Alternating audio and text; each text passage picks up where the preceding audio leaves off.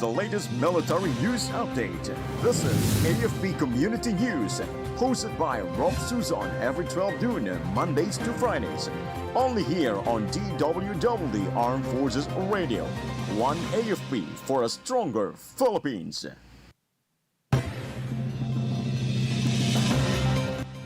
Philippine and U.S. Army's test fire HIMARS in Nueva Ecija drill. Fort ID facilitates amnesty applications of 37 former rebels in Agusan del Sur. All firms lower pump prices today. MMDA rolls out adaptive traffic light system.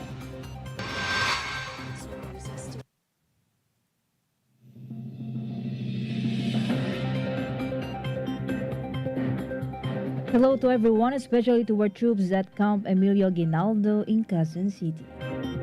Today is Tuesday, July 1, and this is AFP Community News, your source for updates on the armed forces and other information across the country. I am Rofh Suzon-Abay here to bring you today's stories. DWDD Armed Forces And for the brief overview of our news, the Philippine Army's Artillery Regiment and United States Army Pacific's 25th Infantry Division successfully test-fired two high-mobility artillery rocket systems during Operation Spartan Strike at Palayan City, Nueva Ecija yesterday. The joint exercise aimed to enhance interoperability, sharpen tactical skills, and develop fire support strategies in a controlled environment. The truck-mounted HIMARS, known for its mobility and long-range strike capability, demonstrated its potential to extend the Philippine Army's battlefield reach. DWDD Armed Forces News. The 4th Infantry Diamond Division helped 37 former rebels to apply for amnesty under Executive Order No. 47 during a two-day activity at Agusan del Sur. The 26th Infantry Battalion processed 27 applicants at its Talacogon headquarters, while the 401st Infantry Brigade assisted 10 more at Camp Dato Lipus Macapandong in Prosperidad. The sessions included legal orientations and the formal oath-taking and brought the total number of former rebels seeking amnesty in the province to 264. Fort ID Commander Major General Michel Anayron Jr. reaffirmed support for the program, calling it a vital step toward national healing and sustainable peace in northern Mindanao and Caraga. Armed Forces Radio. And now let's hear more updates from Gina about Seymour wraps up Sports Fest 2025. Yes, Rofh, the Civil Military Operations Regiment Philippine Army concluded its Sports Fest 2025 at Fort Bonifacio, Taguig City, celebrating athletic achievements and unit camaraderie. CMO Commander Brigadier General Benjamin L. Howe praised participants for their sportsmanship and highlighted the role of such events in building discipline and teamwork. The CMO Sustainment Battalion clinched the overall championship after a week of competitions, including basketball, volleyball, chess, and triathlon. The Sports Fest was part of Seymour's pre-anniversary activities and reflected its commitment to holistic soldier development. This is Gina reporting for AFP Community News, 1 AFP for Stronger Philippines. Thank you, Gina. DWDD Armed Forces News. Philippine National Police Chief Police General Nicolas Torre III personally handed 100,000 pesos each to 8 former rebels during a ceremony in Sorsogon City. The assistance, funded by the provincial government under its reintegration program, aims to help former rebels rebuild their lives and become productive members of society. General Torre reaffirmed the PNP's commitment in supporting former insurgents in starting anew in coordination with local governments and partner agencies. Moreover, Governor Edwin Hamor thanked the beneficiaries and vowed continued support through livelihood, education, and social services. DWDD Armed Forces News. The 91st Infantry Sinagtala Battalion conducted a West Philippine Sea Information Awareness Campaign at Calabuana National High School, Baler, Aurora. The campaign aimed to educate grade 9 and 10 students on the significance of the West Philippine Sea and to inspire national pride and civic responsibility. The event encouraged the youth to understand their role in safeguarding the Philippine sovereignty through knowledge and patriotism. The Philippine Army reaffirmed its commitment in empowering the youth as informed and responsible citizens. Armed Forces Radio. Let us hear more from Joy of First CRG about 91st IB highlights another milestone of the Techie IP organization in advancing sustainable development. Yes, Rofh, the 91st Infantry Sinagtala Battalion Philippine Army proudly shines a spotlight on the outstanding leadership and continuing achievements of the Detiki Indigenous People Organization in Barangay Detiki, San Luis, Aurora, a dynamic people's organization composed of members of the Alta tribe. At the heart of this growing success story is the unwavering dedication of the Detiki Indigenous People Organization to promote sustainable, community-driven development. Through their agriculture and livestock livelihood program, the organization recently completed another successful livestock sale, providing income to local families and reinforcing their long-term goal of self-reliance and food security. This achievement is made even more significant by the close and active partnership between the Detiki Indigenous People Organization and the 91st Infantry Battalion. Far beyond logistical assistance, the relationship is rooted in shared values of empowerment, unity, and respect for indigenous identity. 91st Infantry Battalion continues to work side by side with the organization, helping bring their community-led initiative to life. The Detiki Indigenous Peoples Organization is a shining example of what true grassroots development looks. As a recognized people's organization, the Detiki Indigenous People Group continues to lead by example in Aurora Province, showcasing how indigenous communities can thrive when given the support, respect, and space to lead their own development. This is Meldry Nesho Arroco reporting for AFP Community News. One AFP for stronger Philippines. Thank you, Moljoya, for CRG. DWDD Armed Forces News. The Philippine Air Force thanked President Fred Marcos Jr. for reaffirming his full support to its personnel during his recent visit to Fernando Air Base, Lipa City, Batangas. PAF spokesperson Colonel Maria Consuelo Castillo said, the President's message inspires airmen to remain committed to their mission.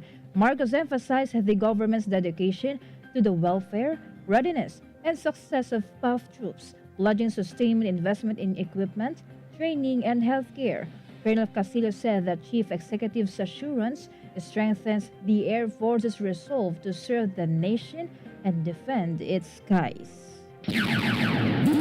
DWDD National News. For our national news, the price of fuel went down today following the de-escalation of tensions between Israel and Iran.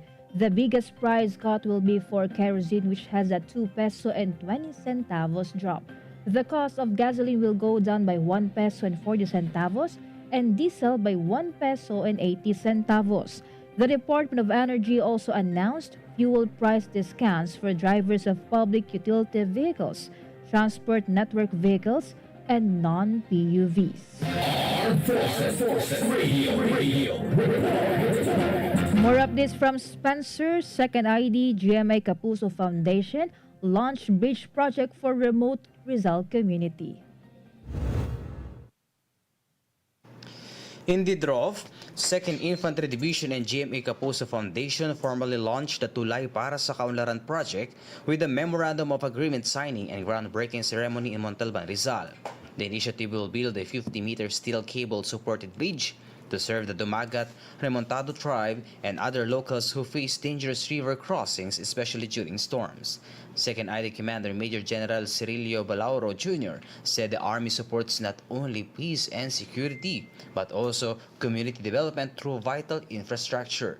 Furthermore, funded in part by soldiers' voluntary donation, the project aims to improve access to education, healthcare, and livelihoods in Barangay Puray. This is Spencer, reporting for AFP Community News, 1 AFP for a stronger Philippines. Thank you, Spencer.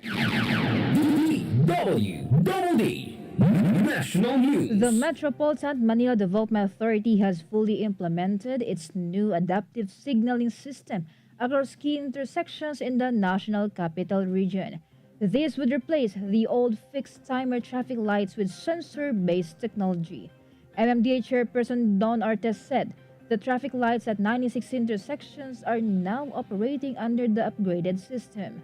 The project was carried out by the MMDA Traffic Engineering Center, which oversaw the removal of traditional signal timers and the installation of advanced sensors. DWDD National News. The 28th Congress officially opened yesterday, June 30. The senators, whether incumbent, returning, or neophyte, fulfilling their legislative mandate by filling their pet bills or priority proposed measures. The senators who filed their pet bills past noon were Bam Aquino, Jinggoy Estrada, Lauren Legarda, Robin Hood Padilla, Erwin Tulfo, and Joel Villanueva. The other senators will file their respective bills today.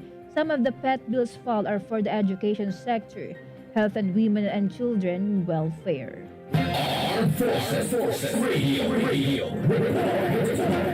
On the other line, let us hear more from Leonor about Philippine Fleet boosts information warfare readiness with strategic communications seminar. Fleet, led by CMO Chief Commodore Dennis Rosuelo, held its 2025 Strategic Communication Seminar at Naval Operating Base Subic. Attended both on-site and online by fleet personnel, it aims to strengthen communication strategies against disinformation, especially in the West Philippine Sea. Commodore Maria Cristina Rojas emphasized information warfare threats, while Commodore Randy Garbo highlighted ethical social media use and public trust. The seminar reinforced the fleet's commitment to transparency, digital defense, and unified messaging in maritime security efforts. This is Leonor Tanap reporting for AFP Community News, 1 FP for Stronger Philippines. Thank you, Leonor. DWDD National News. On the other hand, deliberations on next year's 6.793 trillion peso national budget must be opened to the public. This is to ensure transparency in the way the government spends taxpayers' money. Budget Secretary Amena Pangandaman said it is very crucial as it will give the public a chance to monitor right away the changes in the national expenditure program. Pangandaman added that it will also allow them in the executive department to know the priorities of Congress. DWDD National News. The Department of Social Welfare and Development clarified that only indigent senior citizens are qualified to receive the monthly social pension. This is under the government social pension for indigent senior citizens program. DSW Assistant Secretary Ada Colico explained that only poor senior citizens, those who are sick, frail, or with disabilities and who do not receive any pension, support from family, or have a regular source of income to meet their daily needs, are eligible for the monthly social pension. Colico said the program is implemented under the Expanded Senior Citizens Act of 2010, which initially provided a monthly stipend of 500 pesos to indigent seniors. The monthly stipend was raised to 1,000 pesos and took effect in January 2024. Armed Forces Radio. From Solcom, let us hear from Jess about 903rd Infantry Brigade joins Barangay Defense System meeting to boost community security in Sorsogon.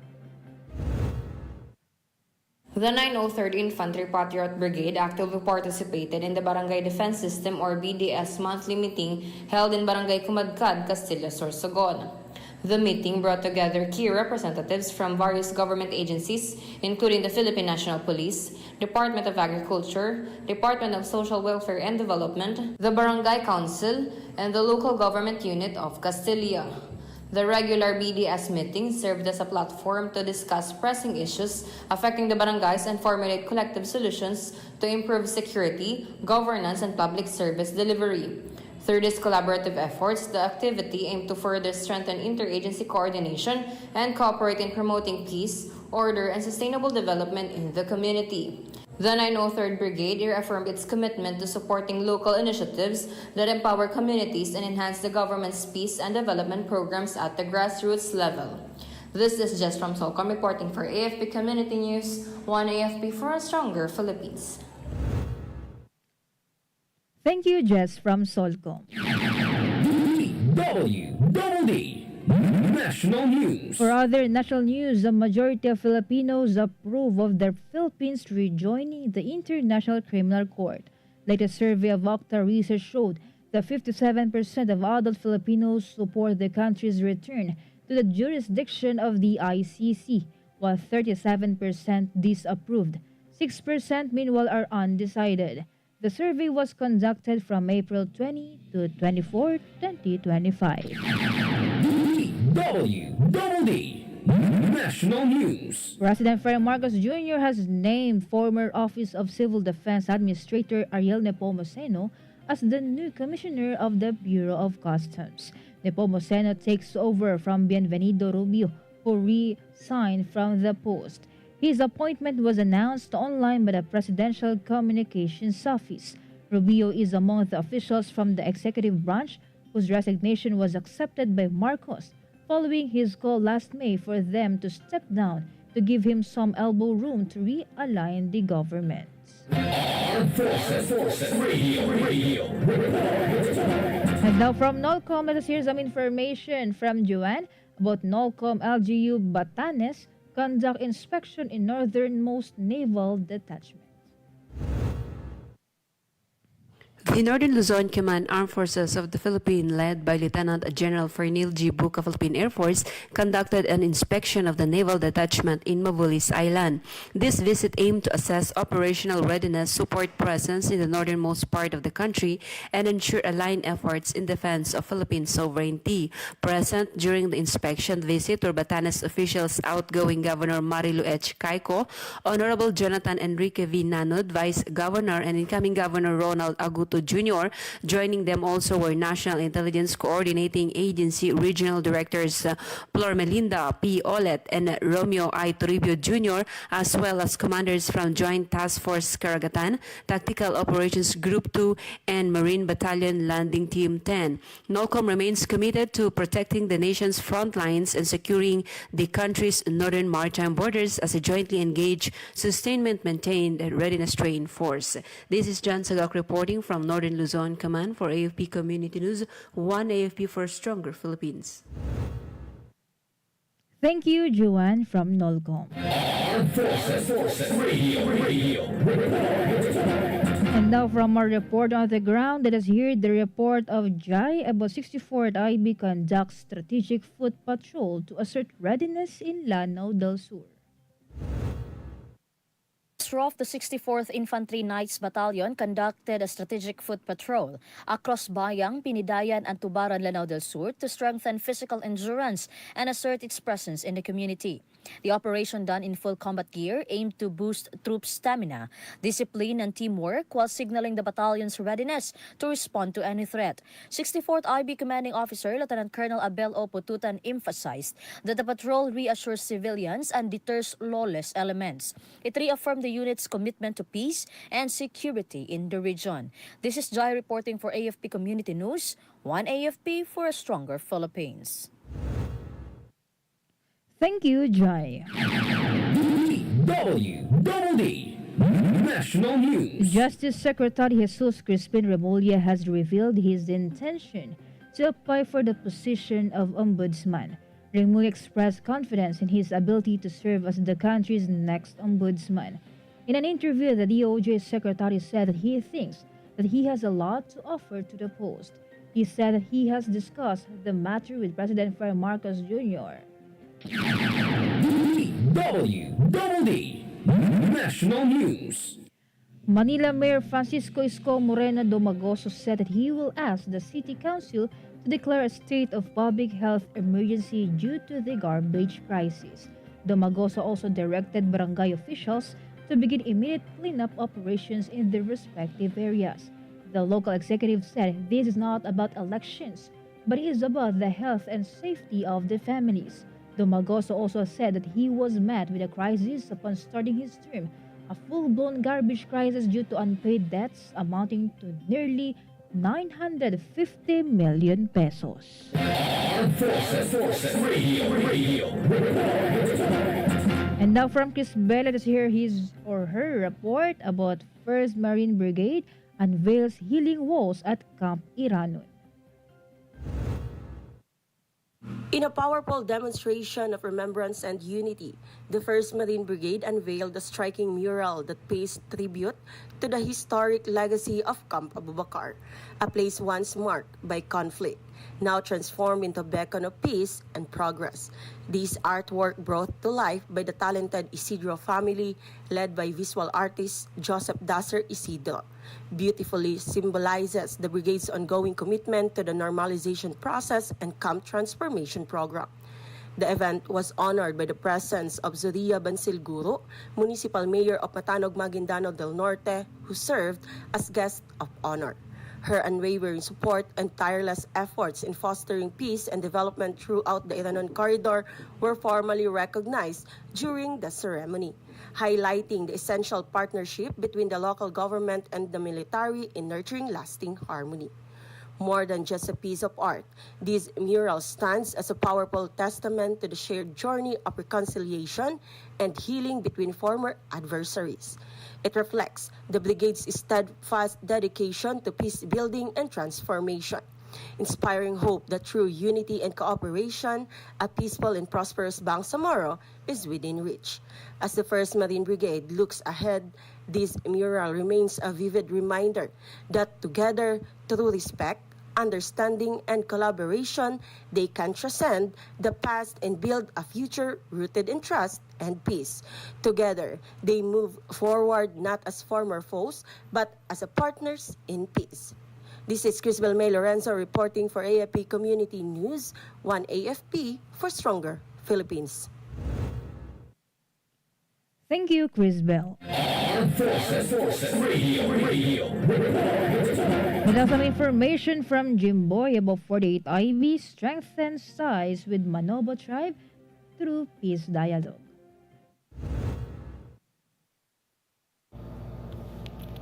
The 48th Infantry Guardian Battalion held a dialogue with the Manobo tribe in Sitio Mahayahay. Both want to show solidarity and cultural respect under the Kapwa Ako Katutubo principle. Tribal Chairman Dato Jimwell Dapanegan and community elders lead the discussion, focusing on peace, ancestral land protection, and inclusive development. 48th IB Commanding Officer Lieutenant Colonel Kenny Ray C. Tison reaffirmed the military's commitment in supporting indigenous peoples as partner in lasting peace and progress. The activity reflects 48 IB's mission to build trust, unity, and national solidarity through respectful engagement with indigenous communities. This is Jimboy reporting for AFP Community News, 1 AFP for Stronger Philippines. Thank you, Jimboy. DWDD National News. The National Housing Authority and the Department of Agriculture launched the first Kadiwa ng Pangulo in Valenzuela City. NHA Assistant General Manager Alvin Feliciano said residents can buy low-priced products including rice at the KNP. He added the KNP aims to promote food security by bringing affordable and fresh agricultural products to poor consumers. The NHA plans to set up more Kadiwa stores in other resettlement sites. DWDD Armed Forces News. That concludes today's broadcast, and thank you for tuning in, especially to our audience on AFP Radio DWDD's Facebook page. Be sure to join and catch us again tomorrow for more stories and updates, same time and same station. Once again, this is Rofh Suzon-Abay for AFP Community News, 1 AFP for Stronger Philippines. Behold the latest military news update. This is AFP Community News, hosted by Rofh Suzon every 12 noon, Mondays to Fridays. Only here on DWDD Armed Forces Radio. One AFP for a stronger Philippines. Ito ang DWDD 1134 kHz AM. Balita, impormasyon at musika. Ito ang DWDD AFP Radio. Boses ng Kawal Pilipino. Kayo ay nakatutok sa DWDD AFP Radio. Kami po ay kasapi ng KBP, Kapisanan ng mga Broadcaster ng Pilipinas.